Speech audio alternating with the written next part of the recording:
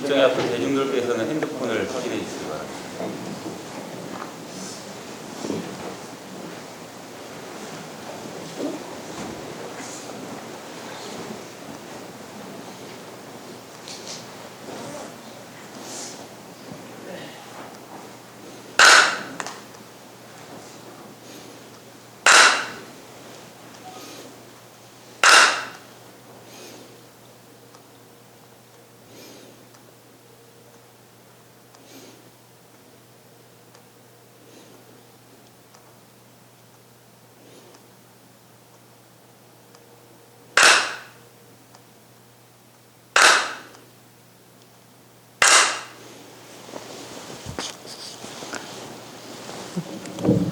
자, 안녕하십니까. 오늘 벌써 이제 3월이 되었습니다. 우리가 새 달력에 3월달 넘기면서 유심히 보셨는가. 그거 보면 우리 3월달에는 그 좋은 날들이 많습니다. 이제 특히 오늘이 그 3월 1일 그 참 4대 국경일 중에 하나인 3.1절이고 또 이번 8일을 보면 음력 2월 8일에 대해서 부처님 출가일이고 또 2월 15일은 부처님 열반일이고, 그래, 이거 이제 출가에서 열반까지 요 일주일간을 우리 종단에서는 특별 정진 주간으로 해가지고 이 기간에 정진 많이 하라고 이제 그래 이야기를 하고 있습니다. 출가일도 있고 열반일도 있고. 그러고 이제 달 19일은 보면 큰 스님 탄신일 그리 되어 있습니다. 작년에 탄신 100주년 이래서 이제 우리 축하를 했었는데 음력 2월 19일이 큰 스님 탄신일입니다. 유심히 보면 우리가 이렇게 모시고 있는 그 4대 대보살님들 중에서도 관세음보살님 생일이 언제냐 이래 물으면 음력 2월 19일이에요. 우리 저 생일 자체하는 걸로 치면 아주 좋은 날이죠. 그러고 이제 이달 세 번째 일요일 날, 그 16일 날은 정심사 창건일인데 금년에는 28주년 되는 창건일입니다. 그러면 28주년이니까 뭐 근 30년 돼 가지 않습니까? 그래 이제 3월달 달력에 뭐 이런 좋은 날들이 많이 있고, 특히 이제 오늘 11일 날 그 우리의 사리정각 그 탑전 그 공사하는 그 기공식을 하려고 지금 준비를 하고 있습니다.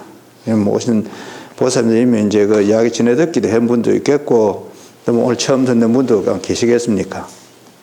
이제 이 공사는 오래 전부터 이제 준비를 해와가지고 참 마침내 드디어 3월 11일 날 이제 그 기공식을 하게 됩니다. 그날 우리 불자님들도 많이 오시고 또 이런 좋은 행사에 뭐 다른 분들도 그래 많이 참여를 할 수 있도록 그래 같이 손잡고 그래 많이 오십시오. 그리고 이제 이 사리정각 부분은 뭐 그동안에 설명을 잠깐 했습니다만 오늘 한 번 더 이야기를 드리면은 그 사리정각이라는 이야기는 우리 흔히 볼 수 있는 그 다른 절의 구조로 치면 조사전입니다. 그 오래된 절에 가보면 조사전 이래 있잖아요. 그래 이제 큰 스님들 그 영령도 있고 뭐 하여튼 그런 이제 조사전이고, 이제 조사라는 분은 그 절에 제일 어른되는 스님을 조사 스님이라 이래 이야기합니다.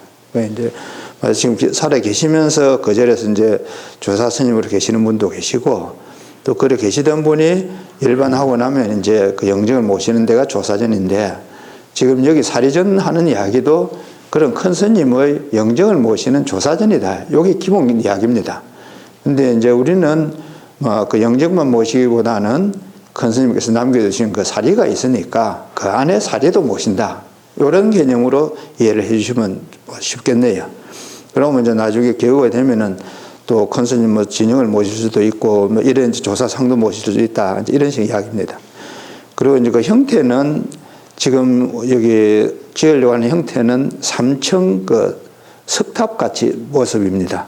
그 쉽게 생각하면 불국사 그 석가탑 있지 않습니까? 그게 이제 3층 석탑인데 그 외모는 그런 석탑 모양으로 층이 3층이 있는 집이고, 안에는 그 층을 나누지 않고 그냥 밑에서부터 저 위에 지붕 꼭대기까지 안으로서는 쭉 그대로 다 뚫혀 있는 그런 통층으로 되어 있는 건물인데, 이제 이게 사리를 모신다 보니까 건물만 할 게 아니라 그래도 사리탑의 모습이 있어야 되는 거라서 그 이제 건물 꼭대기는 보면 또 사리탑 모양으로 해가지고 뭐 어떻게 보면 뭐 일반 탑이지만은 자세히 보면 사리탑도 들어가 있는 그런 좀 뭐 독특한 형식을 가지고 있는 건물입니다. 이제 그간에 이래 보면 이런 형태로 건축되어 있는 그 조사전은 아직은 한국에 없습니다. 뭐 어떤 점에서는 정심사학계 하나의 처음 시작이기도 하고, 그러나 전통을 가장 잘 이어받아서 시작된 거니까 뭐 그 없는 거 지어낸 거는 아니라고 보시면 되겠네요. 그러고 이제 그 옆에는 그 선방을 지금 지으려 합니다. 뭐 지금 현재 우리 주변에 보면 그 선방이 있는 절들이 있는데, 뭐 큰 절은 대개 이제 스님들 전용으로 선방을 쓰고 있지만은, 우리 여기는 나중에 선방을 지으면은 뭐 일반 그 불자들도 거기에 참선할 수 있게 생각을 하고 지금 선방을 지으려고 그러고, 그리고 이제 그 옆에는 이제 성당을 지어서 주지 스님 그 요사체도 쓰고 뭐 주지실도 쓰고 이래 하는 건 이제 성당을 지으려 합니다. 이래 하면 이제 지금 우리 옆에 보이는 작은 법당 있는 자리에 이런 세 개 건물이 각각으로서 이제 놓이고, 그 밑은 전체적으로 공양관이 될 겁니다. 그러면 그 전체 규모는 한 200평 정도 되는 공양관이 이제 밑에 들어가고, 그 위에는 이제 지금 이야기하는 이런 사례전이라든지 또 이제 선방이라든지 주지 스님 성당이라든지 이제 이렇게 들어가는 게 그 공사 내용이고, 또 하나는 이제 지금 저 밑에 식당으로 쓰고 있는 오래된 건물, 그 건물을 새로 지으려 합니다. 그리고 그거는 이제 스님들이 와서 뭐 기거하기도 하고 또 뭐 백년한 스님들이 오고 가면서 그것을 쓸 수 있게, 지금같이 이렇게 성당 요사체로 해가지고 있어가지고는 뭐 그 잘 안 맞아서 이번 차제에 이런 그 좀 정리를 하도록 그래 준비를 했습니다. 우리가 11일 날 사리정각 기공식을 한다 하면은 이런 행사 전체에 대한 기공식이 다 있는 날이다. 뭐 그래 이해를 하시면 되겠고, 또 이제 이 일을 해가는 데는 뭐 무엇보다도 일이니까 이게 다 비용이 발생하는 부분인데, 뭐 인연 있는 분들이 또 관심 있는 분들이 신심 있는 분들이 많이 동참을 해서 이런 불사가 원만히 해양될 수 있도록 그래 많이 협조를 하시고 관심을 가져주기 바랍니다. 이제 되돌아보면 오늘이 그 3.1절이다 이래 되어 있는데, 3.1절이 뭐 한 날이냐? 요새 대한민국 역사를 안 가르친대요. 그래 3.1절이 뭐 하루 노는 날인가 생각하는지 뭐 그거는 모르겠습니다만, 적어도 오늘 이 법당에 온 분들은 한국 역사를 배우면서 3.1절이 우리 독립을 선언한 날이다 하는 걸 뭐 다 아실 거 아닙니까? 그리고 이제 그 독립 선언이 있었기 때문에 오늘날 대한민국이 있는 거예요. 엄청 중요한 날이죠. 이 3.1절이라 하는 게. 근데 이제 그 독립을 선언서에는 보면 첫 기절이 뭐라 그러냐 하면, 오등은 자의 조선이 독립국임과 조선이 자주민임을 선언하노라. 이게 그 첫 기절이에요. 뭐 원래 생각에서는 뭐 그 나라가 그 나라지 하지만은 그 독립선언에는 조선이라 그랬지 대한이라 안 그랬거든요. 그러나 이제 시간이 흘러가면서 이제 특히 우리가 참 독립을 했을 때는 그럼 이 나라를 새 조선이라 하냐, 새 도안이라 하냐, 이런 이제 논쟁을 많이 거쳐서 결국 우리는 대한민국으로서 이래 이제 나라 이름이 정해졌습니다. 이거는 그 시작이 되는 그 날짜가 1919년 3월 1일 오늘이 시작이 되는 거고, 이런 이야기들의 바탕이 출발이 되는 그 가장 중요한 선언이 그 3.1절 독립선언서고, 거기에 나오는 첫 문장, 조선이 독립국이고 조선이 자주민이다. 이 독립자주하는 이 말이 굉장히 중요합니다. 오늘날 보면 지금 우리가 남북 통일도 이야기하고 뭐 세계 평화도 이야기하고 많이 했었지만은 끝에 가보면 그런 이야기들이 그 기결점이 어디냐 하면 국가가 얼마나 독립적으로 운영이 되냐, 국민이 얼마나 자주적으로 살아가냐, 요게 핵심이에요. 그런데 단지 일본의 독립에서 우리가 독립을 하자 하는 이런 차원에서만 이 독립과 자주가 해석되는 게 아니고, 세월이 많이 흐르고 보니 뭐 지금 한 100년 됐지 않습니까? 원래 95년인가 뭐 그래 되니까 독립선언서 있은 지가. 세월이 흘러가면서 보니까 이 두 마디 독립과 자주라는 이 말은 보편적인 세상 살아가는 데에 한 국가 속에 살아가는 데 보편적인 지향점이고 가치입니다. 우리 선조가 그런 이야기를 그 당시에 100년 전에 우리 선조가 이야기를 했고 오늘날 와서 많은 사람들이 여기 공감을 하고 있다. 이렇게 생각해 보면 이 독립선언서는 정말 중요한 의미를 가지고 있는 거죠. 우리가 독립선언서 자체만으로도 우리가 자랑할 만합니다. 이런 이제 독립선언서를 정수해 가지고 그 공포를 하고 했을 때 그럼 불교계는 그럼 뭐 했냐? 누가 그 참여했냐? 이런 문제 생길 거 아니에요? 다 아시다시피 이제 그 한용운 선생이 불교계를 대표해서 참여를 했고 또 이제 백용성 스님 이제 그래 우리 큰 스님의 동선 스님이고 그 동산 스님의 스님이 용성 스님이 백용성 스님입니다. 그 적어도 뭐 이 해인사 계통 저희들이 정신사 계통의 할아버지를 거슬러 올라가면 용성 스님께서 이 3.1 독립운동에 적극적으로 참여를 했고 사인도 하고 투옥도 하고 요즘으로 치면 별을 여러 개 달아주 보내요. 그 당시에. 그러나 그 당시에 별을 단다하고 투옥됐다 할 때는 살는지 죽을는지를 모르는 거예요.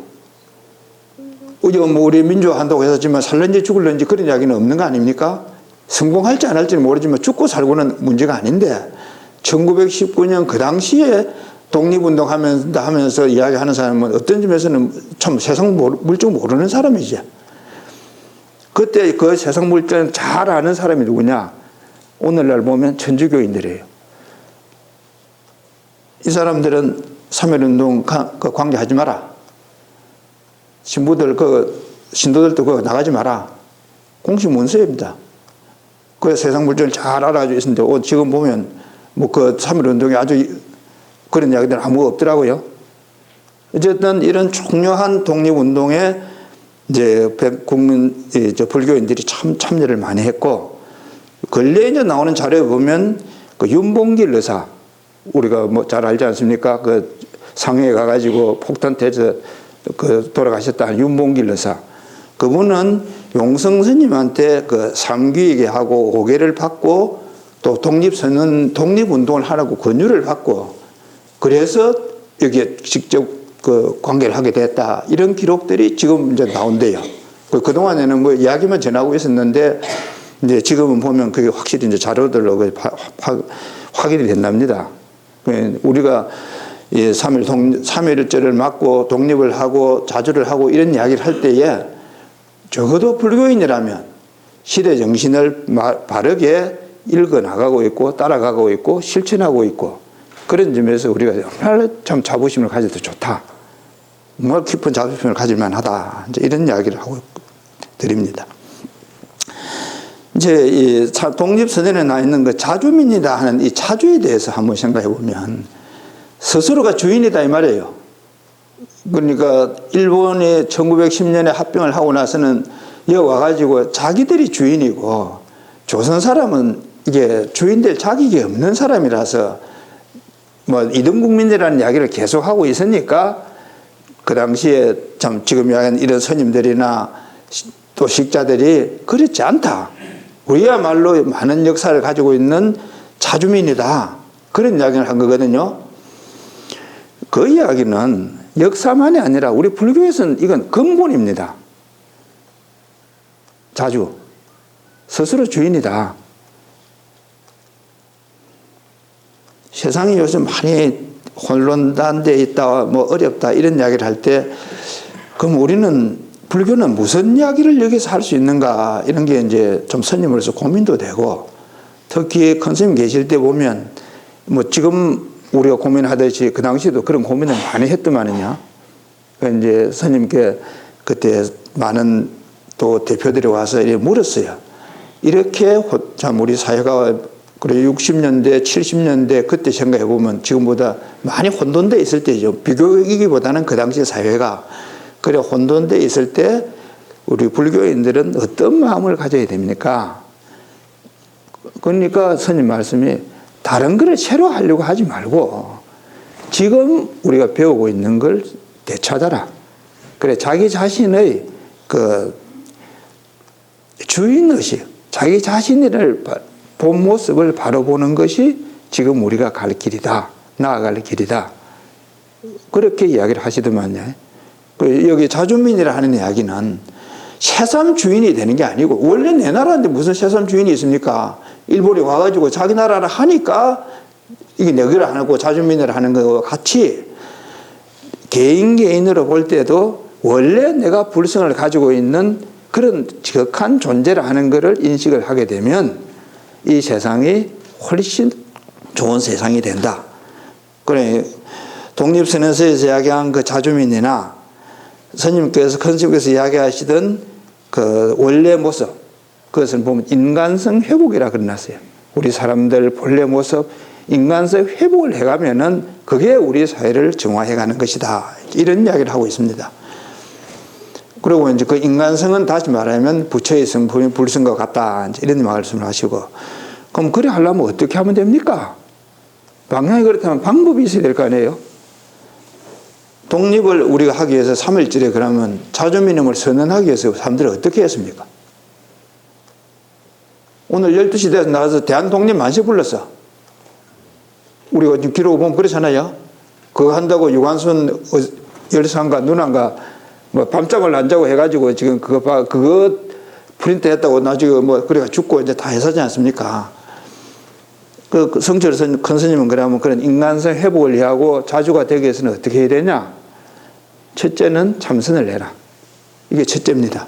참선을 열심히 하면 그것이 바로 내 본성을 회복하는 길이다. 둘째는 불공을 해라. 뭐 또 갑자기 이제 불공 이야기를 하니까 조금 처음 듣는 분들이나 자주 안 듣는 분들은 조금 생소하다 느낄지 모르지만 큰 스님 법문을 귀에 있는 대로 이렇게 들으시던 분들은 부처님 가르침을 잘 실천하는 것이 불공이다. 뭐 이렇게 이제 이해를 하시겠죠. 이제 참선을 하고 잘 실천을 하고 그 두 가지가 같이 가야 인간성 회복을 하는 길이지 하나만 가지고는 부족하다. 이렇게 이야기를 하십니다. 그리고 이제 그 조선이 독립국이다 하는 이야기 하는 데에서도 보면 우리가 독립을 지킨다는 거 참 어려워요. 뭐 흔히 이야기해서 정치적 독립이니 경제적 독립이니 이런 이야기를 했었는데 한 가정을 지키는 데 있어서도 가장이 되려고 그러면 가정을 독립적으로 유지를 할 수 있어야 가장이 되는 거예요. 뭐 세상 살기 어렵고 큰 집 작은 집 여러 집 있는 사람들은 이게 무슨 말인지 금방 아시지 싶어요. 절도 같습니다. 뭐 큰절 작은절 할 것 없이 독립적으로 운영을 할 수 있느냐 없느냐 사람 사는 게 그건 같은 원리죠. 그래 독립적으로 갈 수 있다는 게 그게 참 어려운데 이제 우리 개개인으로 치면 개인으로서 자기가 하고 싶은 건 하고 안 하고 싶은 건 안 하고 이게 독립인 거예요. 근데 그게 얼마나 어렵습니까? 기록에 나와 있는 거 보면 이런 게 있어요. 어느 관리가 밥을 먹고 있는데 누가 찾아왔다는 거예요. 그러면 어떻게 하냐? 밥 숟가락을 놓고 입에 들어있는 밥을 뱉고 나가서 그 사람을 만났대요. 좋게 보면 관리가 그래 한다는 건 이 사람은 혁명입니다. 우리가 알고 있는 참 뭐 나쁜 관리들 이야기 한번 생각해 보십시오. 나쁘게 보면 밥 먹다 나가서 무슨 급한 일 했다고 그래 밥 숟가락 넣고 입에 있는 밥 뱉어내고 만나러 갑니까? 출시하려고 미쳤겠지. 환장을 했거나. 우리 돌아가는 거 한번 생각해 보십시오. 별 차이 없어요. 자동차 타고 가면서 뭐 메시지 주고받고 전화하고 해가지고 사고 나서 죽고 어쩌고 사는 거 생각해 보면 좋게 봐서 다 좋은 거지만 이런 독립의 성을 지킨 데 가면 뭘 급하다고 시속 100km로 달려가면서 있으면서 전화 받아서 그걸 좋아해서 뭐 걱정해서 샀습니까?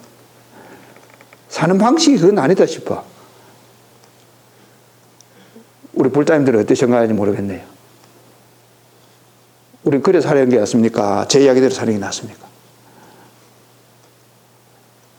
밥 먹을 때 어떤 데 전화가 옵니다. 다 경험하겠죠. 숟가락 놓고 나와서 전화 받아본 경험 다 있죠.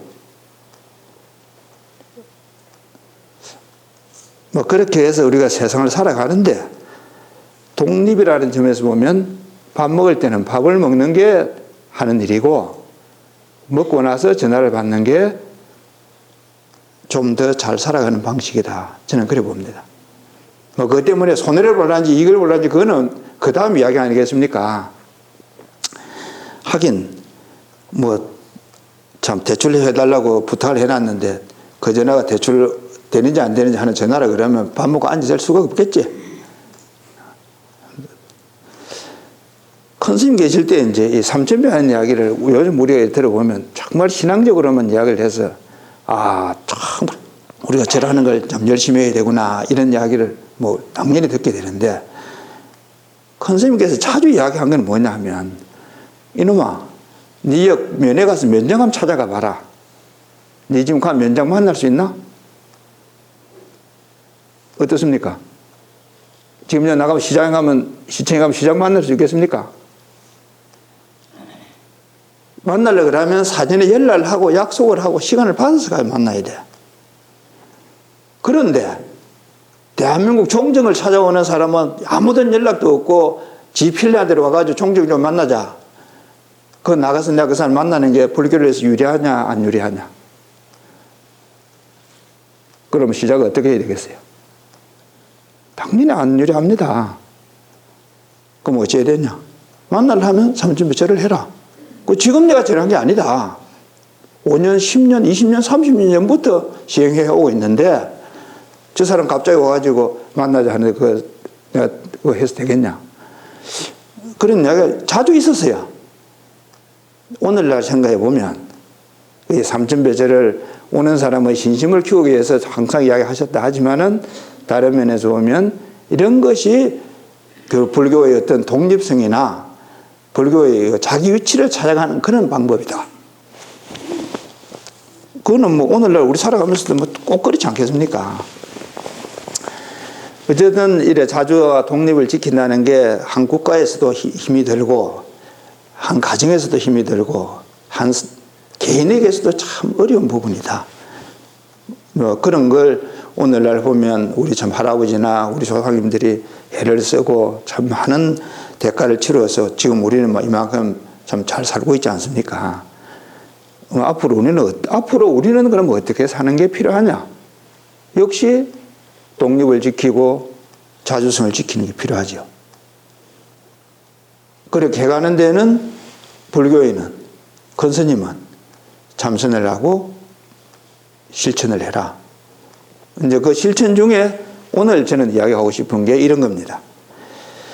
요즘 보면 많이 하는데 누구 따라하기 하는 소리를 많이 하잖아요. 그 사람 누구 뭐 잘하는 사람이 있어서 그 사람 따라가는 거. 그런 거로 치면 저는 그 역할 모델로서 관세음보살님을 따라하기. 우리가 자주성을 지키고 독립을 지켜가게 된 데는 관세음보살님 따라하는 것만 뭐 누구든지 그렇게 하자고 마음 내면 정말 우리는 잘 살아갈 거다 그래 싶습니다. 관세음보살님은 그 경에 보면 그려놨죠. 왜 관세음보살님이라 하냐? 그 부처님 말씀에 그 보살님은 원을 세우기를 누구든지 자기를 부르면 가서 도와주려고 원을 세웠다. 그래서 관세음보살을 한다. 이게 경에 있는 거 아닙니까? 그죠? 참 어려워요. 그거는 뭐 참 세상 살아본 사람은 다 알겠지. 내가 불렀을 때 가서 도와주러 간다 하는 게. 그런데 우리 유행가는 뭐라 그래요? 돌아가는 사람 왜 불러? 돌아가는 사람 왜 부릅니까? 같이 마주보고 있으면서도 뭐 도와달라고 불러보십시오. 안 도와줘. 잘 나가다 안 도와줘. 특히 그 관음보살 부음품에 있는 걸 보면 언제 관세음보살을 많이 부르느냐 하면 사람이 어려울 때 부른다. 그 중에는 불이 났을 때도 부르고 물난리가 났을 때도 부르고 또 이제 물에 빠져서 저 허우적거리도 부르고 이런 경우들을 쭉 있거든요. 그런 중에 한 가지는 감옥에 들어가 있을 때라도 관세음보살을 척히 부르면 풀려 나올 수 있다. 이번에 어디입니까? 무슨 그룹이고 전 사람들 막 감옥에 있으면서 관세음보살을 안 불러서 저래 실형을 받았나? 재산이 그래 안 되겠어요? 스님 뭐 가라 그러면 가서, 그럼, 지금부터라도 관세음보살님 지극히 부르십시오. 그러면 특별 사면이 될지 모릅니다. 이게 제가 할 이야기예요. 되돌아보면, 그런 상황이 되면 아무도 그 사람 안 도와줘요. 도와달라 해도 도와주기도 어렵기도 하지만은 그런 어려운 일이 있다고 하면 도와주러 선뜻 안 났습니다. 그게 세상 인심이거든요. 남이 어려울 때, 참 감옥에 가야 되고 시련을 봐야 되고 큰 어려운 일이 있을 때에 내가 그거 좀 도와줘야겠다. 용기고 뭐 그게 참 관세음보살, 우리 관세음보살 할 때 이야기하고 있는 거예요. 그냥 뭐 내가 아무리 기도를 해도 관세음보살 응답 안 하더라. 안 하지. 지가 그렇게 응답한 적이 없는데 어떻게 응답을 해? 우리 절에도 똑같아요. 무슨 일이 있어서 절에 와서 이걸 좀 꼭 해주셔야 되겠다. 그러면 뭐 봐서 내가 해야 되겠다 부르기 전에 하면 그 사람은 정말 잘하는 사람이고 아무리 불러도 안 하면 그만이지 어떡해. 그러나 세상 살아가는 데는 관세음보살 따라가자 했을 때는 관세음보살은 그렇게 안 한다. 관음기도를 하고 다 해서면서 살아가는 기준에 뭐 남 따라 산다고 하면 이제 이게 참 관세음보살 따라 하기다. 이제 그런 이야기를 드리는 거고. 이것만 하면 너무 엄숙한 거. 얼마 전에 이제 어느 백년암 스님을 만났어요. 얼마나 제가 웃었는지 모르는데 자기 이야기해야죠. 어떻게 백년암 생활을 하다 보니까 이 스님하고 또 한 스님하고 두 사람만 딱 백년암 있을 시간이 있었대. 큰 스님 부른 거예요. 이제 그거는 부르는 게 어떻게 부르냐 하면 스님 방에 이제 초인종 그 벨이 있어가지고 그럼 그걸 꼭 누르면 저 공양간에 빽 울리게 돼 있어요. 그럼 이제 그거 들으면 스님이 이제 자기를 부르니까 누든지 듣는 사람은 빨리 뛰어가야 돼요. 먼저 들은 사람은. 그런데 그날은 어쨌든 이제 지금 이제 이야기하는 이 스님하고 한 사람 또 스님 두 사람은 있을 때요. 그 스님 벨 소리가 빽 났어요, 이제. 그럼 원래 뛰어가야 되는데 자기는 그때 공양간에서 뭐 그릇을 씻고 있어서 뭐 그릇을 씻어 놓고 가지. 이래 그릇을 다 씻고 한 5분 좀 있다가 갔다는 거예요. 어찌 되겠습니까? 가서 그 스님 많았더래. 뭐 먼저 가시려고 생각했는데 그래서 이제 큰 스님이 화를 내면서 이놈아 어째 이래 이제 왔냐 이러니까 얼른 둘러대기를 그 스님 찾다가 이제 왔습니다 이랬다. 지금 늦게 오고 그 스님 알았으니까 지금 일하던 거는 나도 그 스님 찾다가 뭐 늦었습니다 이러는 거예요 이제. 어른들도 말이 되잖아요. 좀 이따가 이제 그 스님 왔어. 어째 되겠어요? 물을 것도 없지 뭐. 이러마 이래가지고 이제 꾸중을 때렸다 그래. 그래서 부를 때 참 부를 때 불러줄 때 얼른 가는 거요. 관세음보살이 불러서가 아니라 우리 살아가면서도 뭐든지 부를 때는 우리 돈을 빌려도 그렇잖아요. 빌려를 가는 사람이 생각해서 뭐 저 사람 돈 없겠다 싶으면 처음부터 돈 빌려를 안 갑니다. 갈 때는 그래도 뭐 참 부탁을 한번 해보지 하면서 오잖아요. 그럼 뭐 빌려줄 수 있으면 뭐 더없이 좋고 못 빌려주면 참 미안하지. 그래서 뭐 밥은 뭐 어쩌도 쪽박 끼지 마라 소리 그래서 하는 거 아닙니까? 이제 컨선생님이 이야기하시는 것을 불공하라 하는 부분에는 여러 가지 이제 실천 방안이 있는데 저는 뭐 이번 봄에